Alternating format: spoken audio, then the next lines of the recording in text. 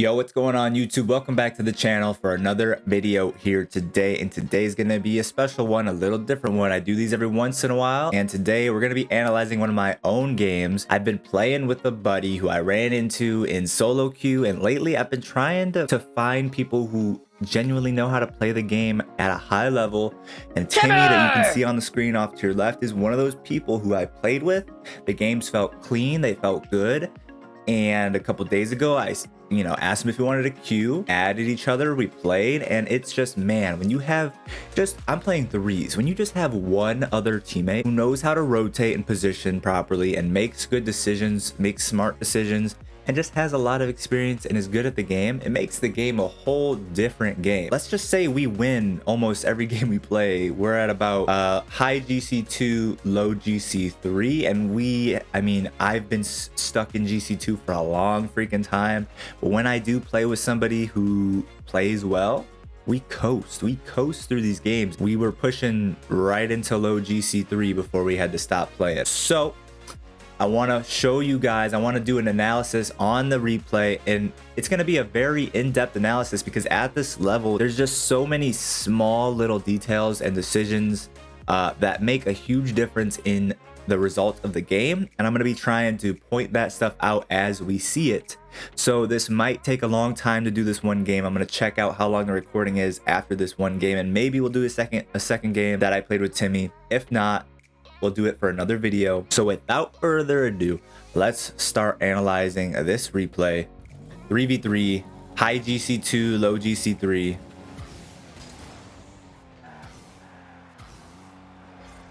All right, so right away, first mistake is you always want to be sending one person to cheat in 3v3 and the other person grabs the boost behind the person doing the kickoff.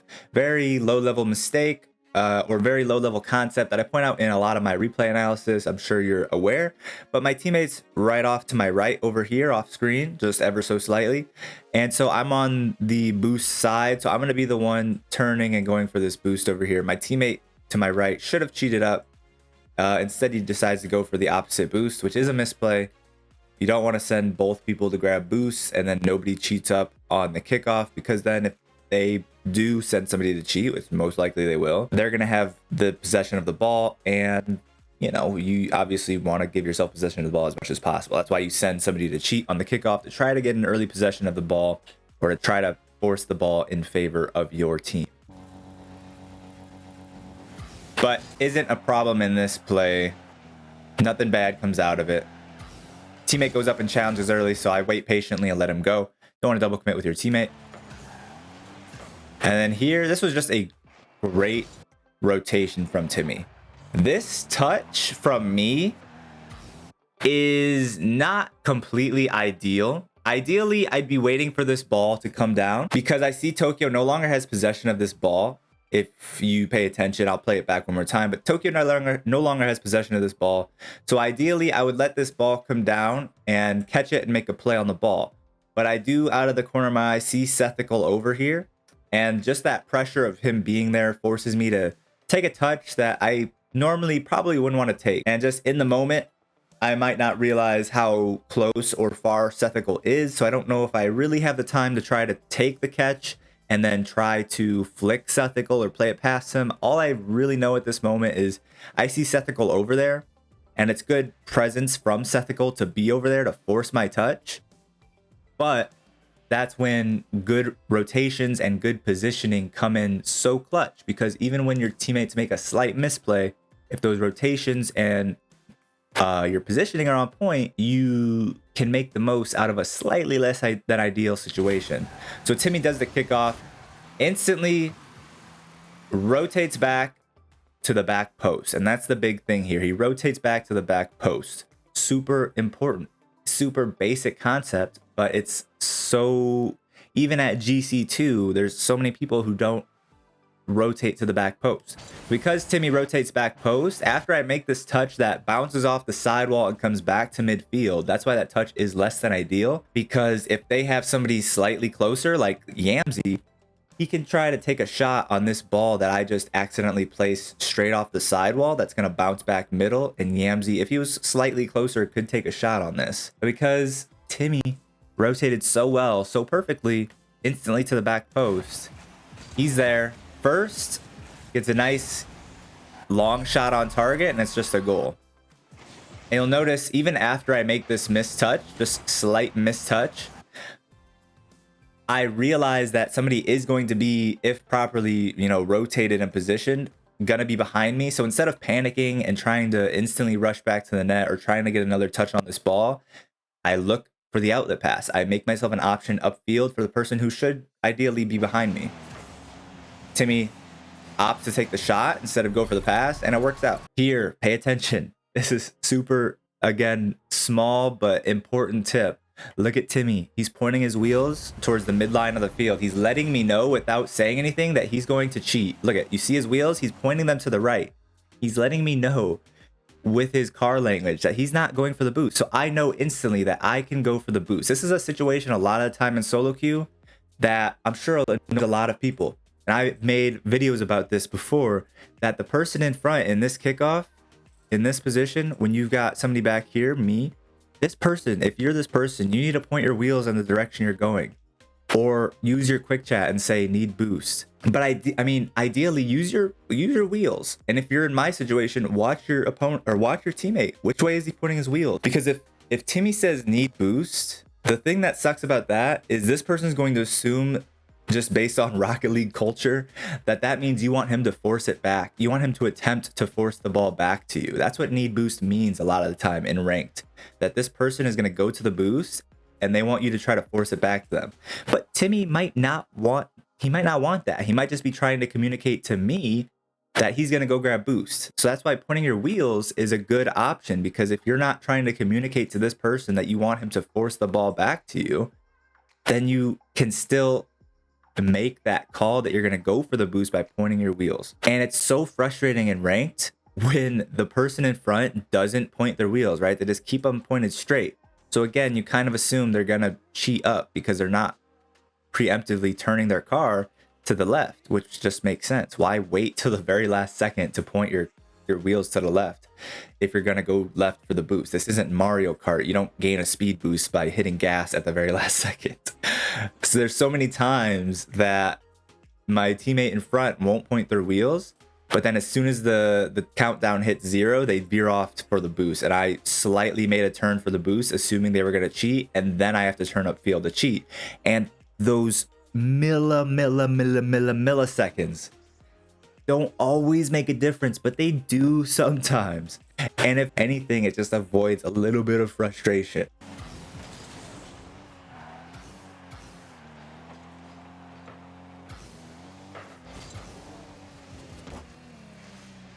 Here, he got a good dunk on me, good block. I was trying to take advantage of the missed touch here to midfield and the fact that I'm cutting off the pass. So because I know that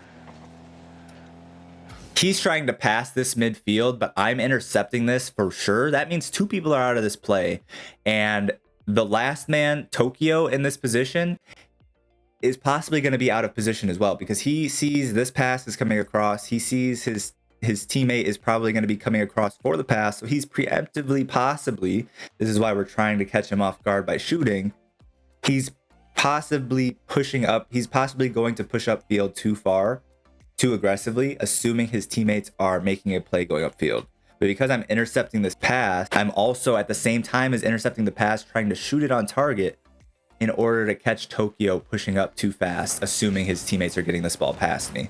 But Sethical somewhat realizes that and gets a good block. Here, just being middle, because I see Slays is going for the ball, and well, in this position, anytime you have somebody on the ball who's first man and you're second man, what is your first man's objective? Your first man's objective is to create a scoring opportunity. So you want to put yourself in a scoring position. So many people at lower ranks will see this play here and will just veer off this direction to cover a ball that gets past him and just won't be in position for the ball that they don't trust the person, the first man, to create a scoring opportunity. And then when they do, they're not there for it. So you need to realize that your teammate's objective is to give you a shot and put yourself in a position to take a shot if they do give you that opportunity.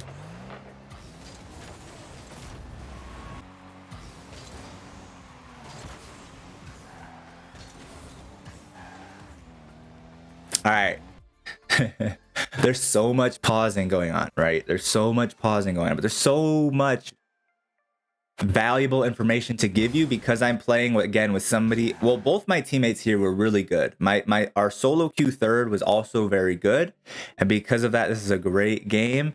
And the thing is, when you have two people who really know how to position and rotate, your third man kind of just always slots in perfectly. Like you in solo queue 3v3, if you are completely solo queue, things don't always work well. But as soon as you add one other person to the mix who knows how to position and rotate, and you've got 2 out of 3 people positioning and rotating correctly, the third person has a really easy time fitting into the correct position as well. They just sort of fall into place. So with that being said, these rotations and positionings are near perfect this entire game. And in all of these games that I'm planning on uploading to YouTube where I'm playing with Timmy and doing these self-analysis, the rotations and gameplay and positioning are near perfect. And so there's so much to point out in the thought processes and whatnot that at GC2 and GC3 solo queue, there will be a lot of times where these positions that I'm in are somebody's mispositioned, somebody's rotating incorrectly.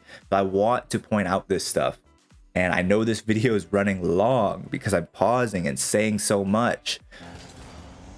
But you know, this is what this channel is. It's informational Rocket League content. If you like it, then you love it. If you don't, then you're in the wrong place. These videos run long. But here, as I rotate back off of kickoff, I'm watching Timmy.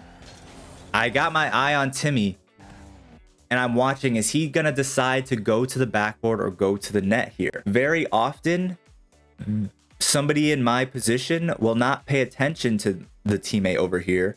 And if Timmy goes backboard, a lot of the time, somebody else in my position would also go backboard, just assuming because the ball's in the air, they want to go backboard because that's the best position to be in if you're the next person on this ball, which Timmy is. So he smartly goes backboard. I realize Timmy's on the backboard, so I don't need to also go backboard. You want to cover multiple options.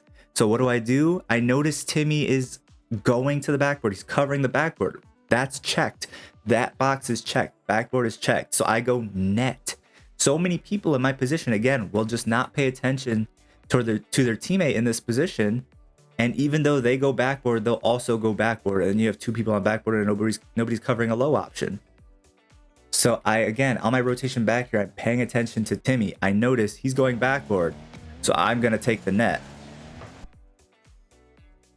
And then instantly afterwards, the next thing I'm waiting for after this touch comes through and the ball's floating towards the net, my next decision, my next thought is, okay, is Timmy going to pass this to me? So you see me turn out. I turn out field to try to be in position for a pass. Bam, I notice Timmy takes a soft first touch. He's not planning on passing this. Again, so many people in my position here would still try to stay on the ball or push up field, assuming they were getting a pass or trying to take the ball because they wanted a pass. Like so many people would stay in my position on the ground here and try to catch this ball, even though it's clear Timmy is trying to solo play this out of the corner. So let your teammate make their decision because he has a different perspective on the field than I do. He has a better perspective on the field than I do. He can tell, should he pass this or does he have the space to solo play it? So again, I'm looking instantly. Is Timmy going to pass this? I try to position for the pass. Timmy decides not to pass. And so I'm going to let him solo play it out instead of getting his way, instead of both, be upfield, me trying to receive a pass and Timmy trying to just solo play it out. And then this should have been a goal. That was a missed shot by me, missed opportunity. If I get slightly more off to the right side of this ball on the read, this is a goal. I should have scored this. And then also another whiff here. That was just a very fast sequence of play, and unfortunately I couldn't make that touch at the end.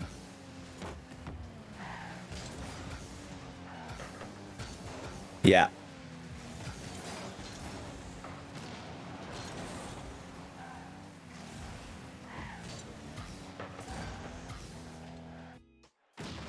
Is there anything to point out here?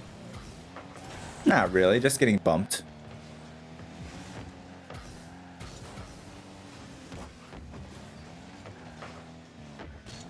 And then this, again, was beautiful positioning and awareness from our teammate, like I said, who was playing really well. This was beautiful. This was beautiful, not solely because he's positioned for the pass here, or that he's preemptively positioned for the outlet. But if you watch from his perspective, what makes this so good... Okay, let's watch from my perspective first. Because my objective in my mind, when I went up for this originally, ideally, my objective is to hit this slightly more lateral, slightly more to the left, because then I can collect the boost. Either I can collect the boost if my teammate's not over there and then follow up the ball, or my teammate who's already in our corner gets the boost and then follows up the ball. So ideally, I would like to hit this more to the left than upfield, but the situation doesn't really allow me to do so, and my teammate reads that. My teammate is watching my car. My team, this is huge. Watch your teammates and watch your opponents as they try to touch the, as they're about to touch the ball, because you can read, you can see how and where they're about to hit the ball if you actually watch their car as it approaches the ball. And that's what my teammate does here. Look, he sees the positioning. The angle of my car is not positioned. The angle of my car is not positioned to hit this to our corner where he can go and grab the boost and follow up, or I can go and grab the boost and follow up, either one, which he's in a perfect position. The way his car is facing, he can go that way if that's the way I'm going to hit it. But again, he's watching my car. He's watching how I'm about to hit the ball, and he sees this angle is going to be bringing the ball upfield.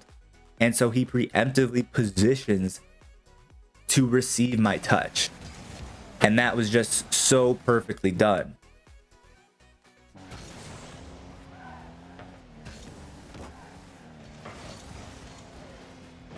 Absolutely accidentally punt that guy upfield. He steals the mid boost. And then again, for you GC players, GC2s, GC3s, this isn't a big deal, but for you lower ranked players, this is a big deal. He steals that mid boost and then he's veering midfield.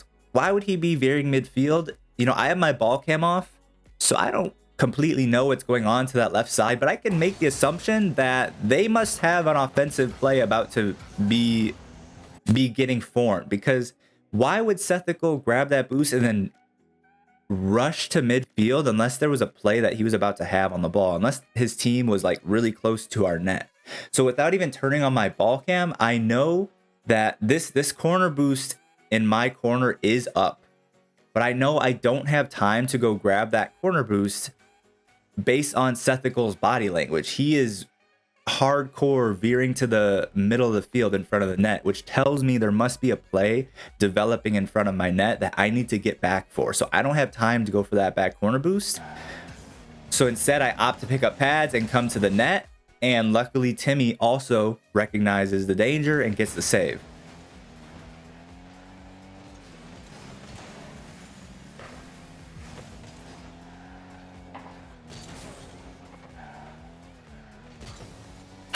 That was a really bad touch by me. Hit it right into the opponent here.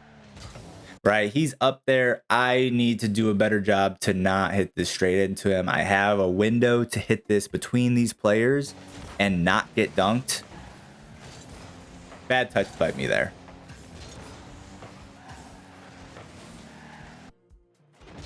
And I've preemptively, I watched this replay through. So this is why I remember and know all these things that I want to point out and talk to you about.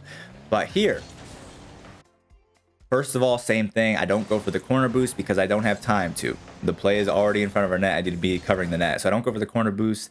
And then here, I'm rotating to the back post until I see this touch from Yamsey. And then I cut more to the middle of the net, which you might be saying, Zach, you're rotating into the middle of the net. Don't you always tell us rotate to the back post? Well, yes, but what are the outcomes on this play here? Either Slay is going to get this next touch, or Yamsey is going to get up to the ball before him and he's going to have a shot on net. So I need to drive up close enough to where I can challenge Yamsey if he beats Slays to the ball, or if Slays hesitates and doesn't go for the ball like he should. So I'm putting myself in position to be able to challenge if I need to. And again, there's so much thought that goes into high level Rocket League so quickly, because instantaneously as I'm rotating through, putting myself in position to be able to block Yamzi if he goes, or if Slay doesn't go, almost simultaneously, as soon as I see that Slay does go, I allow him to go. I don't dive at the ball if I don't have to. Bam, Slay goes, and we're home free. And he scores. Beautifully done. Absolutely perfect.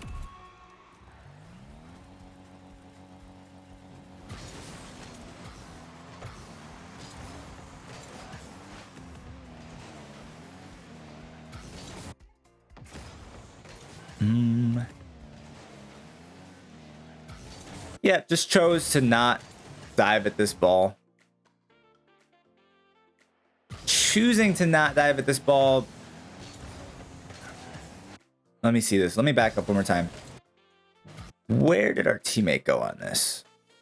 So the one mistake I'm noticing consistently from our teammate is unfortunately, his positioning, his rotation has been really good, and he's been really good offensively and even defensively, but for whatever reason, he doesn't understand the very, very low level concept of grabbing the boost behind the person doing kickoff while the other person cheats. And he's going to the wrong boost here. I don't know why he's done that on both, maybe all three kickoffs so far. He should be going for the boost behind Timmy here while I cheat up. And then here, I think I'm trying to fake Yamzi, try to get him to blow past the ball. There's not much that's going to come from me diving at this ball here. So just opting to wait and try to create a better opportunity than just diving at that ball.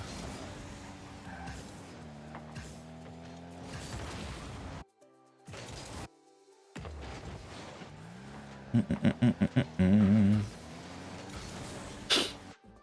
then here. This is pretty high level positioning and rotation tip. Notice this ball is moving towards the right. And in 3v3, you want to kind of play the field imagining that it's divided into 3 lanes, right? Left lane, middle lane, right lane. So because I'm furthest to the right, I'm sort of playing this right lane. Timmy's covering the middle lane. And so as this ball moves to the right, into the right lane, I'm the one that's going to be pushing the ball next. And Timmy slightly doesn't realize that very quickly. He eventually does and leaves the ball for me. But because I know this is my ball, I commit very hard, right? I never stop. I'm like, Timmy, don't worry. I got this side. Let me go. And that's super important. If you are going to commit for something, you need to hard commit for it, because you don't want to confuse your teammates and then neither of you go where somebody should be, right? If you know, it's tough because especially in solo queue, you sometimes have to make that more passive play. Let your teammate maybe make the wrong decision, because if you don't, then he makes the wrong decision, you make the right decision, but then nobody's back on defense, right? You're leaving a gap in the defense. So sometimes when you're solo queue, you have to make that decision to play more passive. But we have a 3-goal lead. I'm confident in Timmy's abilities and his game sense. And I understand that if I push this hard, Timmy's going to leave it for me.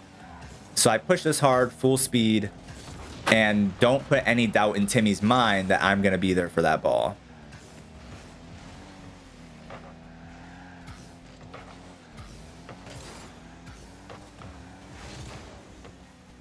And then here, I'm just hard committing for this challenge because I'm sort of useless in my positioning here. If I don't challenge this ball, then Yamzi gets a free aerial play and I have to turn and defend.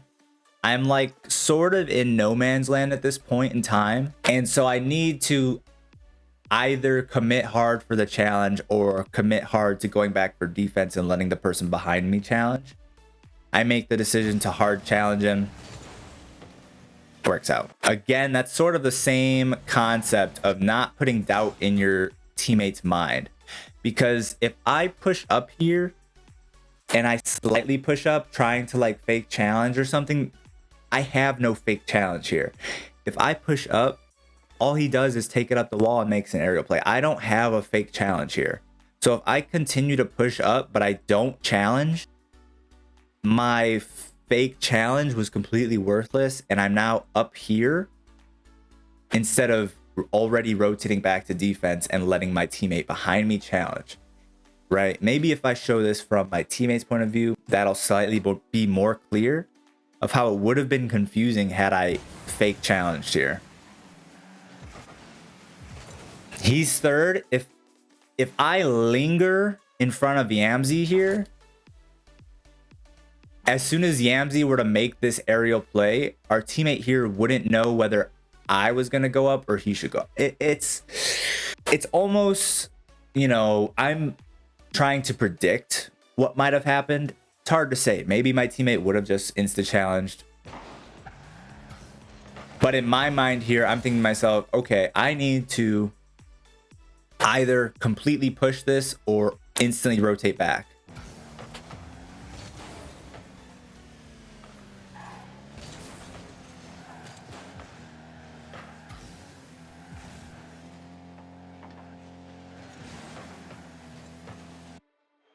Another thing I want to point out, this is a long video,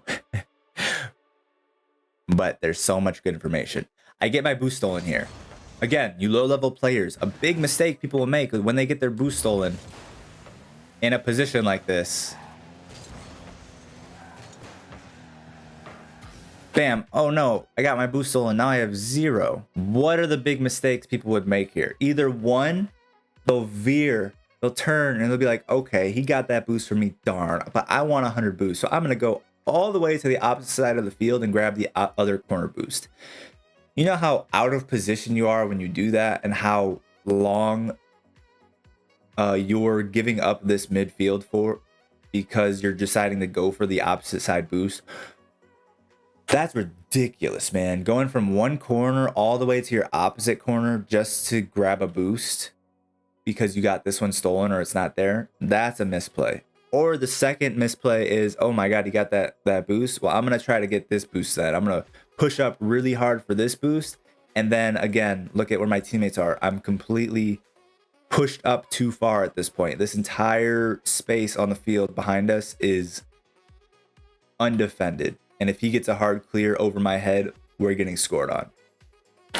So don't feel like just because you're all the way back in your half with no boost, you can't put yourself in position where you need to be. People think that they are so completely useless when they have 0 boost, but you can still position, and you should a lot of the time still position where you need to be, even if you're on low boost. Because one, I can grab pads as I position where I need to. And two, a lot of the time just being where you need to be, even if you're on low boost, is good because you are forcing touches from your opponent because they see that you're contesting them. You are keeping your rotation smooth and clean because one person is pushing as they should and the other person is behind them, defending, getting ready for the next touch. So point being, don't be useless just because you have 0 boost.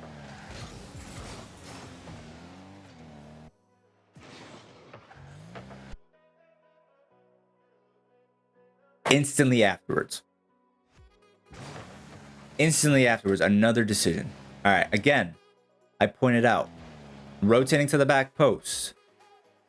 I've said it many times in other replays, the meta has somewhat changed. Not changed, but there's a new strategy, right? Say this is the back post. You rotate to the back post like I am.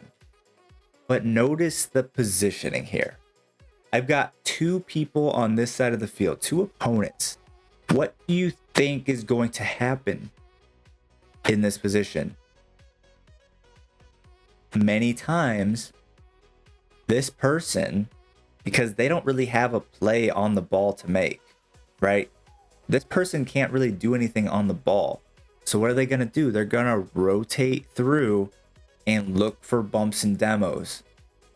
So I instantly recognize that. I come and I rotate into the near post. So that way I'm hiding behind this post as he comes through. He cannot demo me. The only way he'd be able to get me is if he slows down to come around this corner and then bump me. But at that point in time, he's not going to be going fast enough to demo me, which is at least better than getting demoed. If I get bumped, fair play. But most likely, he's not even going to attempt to turn into the net and bump me, because that's going to slow him down, and it's going to really slow down his recovery and his rotation. And it's going to open up the possibility of them getting counterattacked if he overcommits for going for a bump on me, where he's very slow and is going to have a lot of momentum, or a lot less momentum, going back on defense. Again, I recognize that he could potentially go for a demo on me, so I get ready to hide behind the post if I need to. And then I preemptively jump for this ball, again, in case I need to go for it. But as soon as I see that Timmy's going for it, I pull off, let him go for it. Slays, again, doing a really good job reading the passes going upfield, reading the clears going upfield, and connecting on the opposite side of the ball.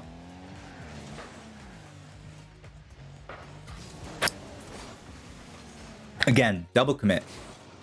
But it's sort of forced, and it's not as bad as it looks. Reason being, again, Slay's positioned really well on the backboard, and because Slay's on the backboard, or because more likely because I'm in the net, Slay's position's on the backboard. So he's got a high option covered, I've got a low option covered, and they do, whether intentional or not, a good job of putting this sort of in between us. I can't draw 3D, but the shot comes out in this sort of level on the net, right? It's not really clearly Slay's ball, and it's not clearly my ball. So instead of neither of us going for this, we both go for it, which is better than neither of us going for it, because obviously if neither of us go for it, it's going to be a goal. But ideally, if something goes high to the backboard, Slays has got it cleared easily, and if something comes lower, I've got it easily. But because this shot was perfectly between us, it sort of forced the double commit. There was no other option than for both of us to go here, because we're not in comms. Even if we were in comms, this is such a quick thing that we probably wouldn't be able to communicate it in time. So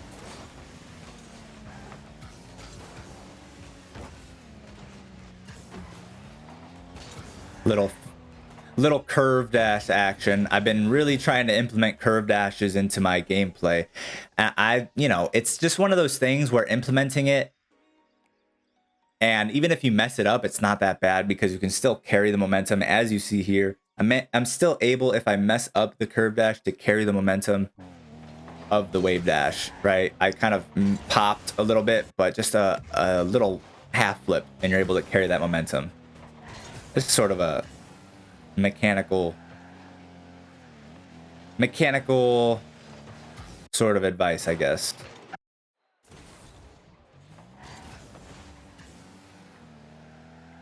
All right, here I see Tokyo's in position where he can bang the ball, so I'm covering the net, waiting to see what he does.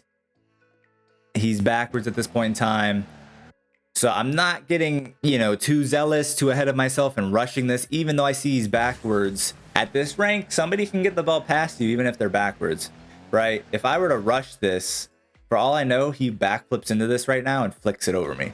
So I'm waiting. He attempted, didn't get the best touch, but now I have my opening to go for the ball. I wait patiently for an opening. Bam, I don't have an opening. I don't have an opening. I don't have an opening. Now I have an opening. Take a shot. Neither defender save it. And that's the game. That's the game. So this is a 40-minute recording. I pointed out a ton, but at least it was an early forfeit. So this isn't a 2-hour recording. So much information in this. And I hope this goes to show how much thought goes into high-level gameplay and how quickly it happens. And that's the difference. Imagine at pro level. This is GC2, GC3. Imagine professional players, how much thought goes into their gameplay. This should be a super huge eye opener. I post a lot of, okay, plug to myself. I post TikTok shorts with these of my YouTube videos, my replay analysis, and, you know, just snippets of my replay analysis. And I get people commenting like things along the lines of, nobody actually thinks about this stuff while they play, just play. You're just talking to talk. You're just saying stuff to say stuff.